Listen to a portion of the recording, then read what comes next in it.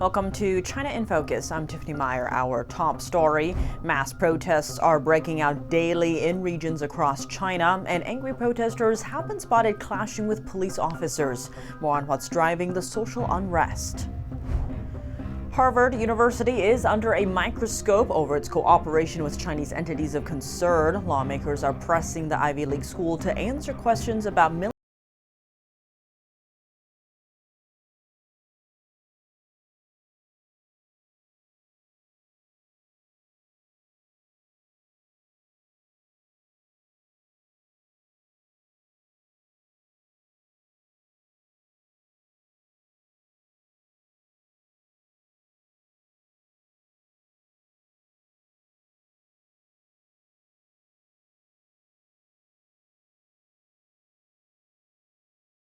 organization.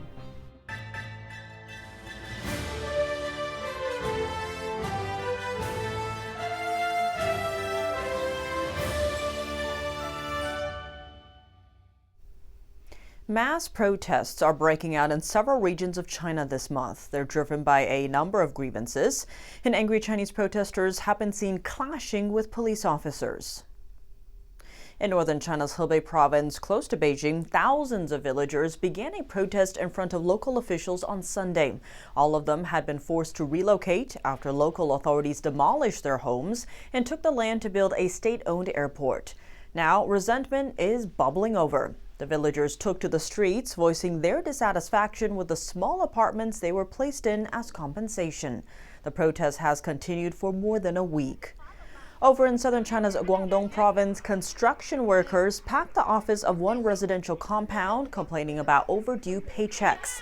The protest continued from daytime into the night, with multiple workers even sleeping on the floor in the office. In the aftermath of sky-high trade tariffs between the U.S. and China, exporters are also protesting slowed business conditions. Hundreds of merchants in western China's Xinjiang region gathered over the weekend. That's to demand refunds for the fees they paid to set up booths at a trade fair when the event proved unprofitable. Some of them reported that among 300 merchants, only 3 orders were secured across the entire fair. Police were sent to surround the protesters. A number of other protests also sparked last week. In one case, hundreds of unemployed workers gathered in front of a state building in northern China last Thursday, demanding social benefits they were entitled to, but that had been delayed.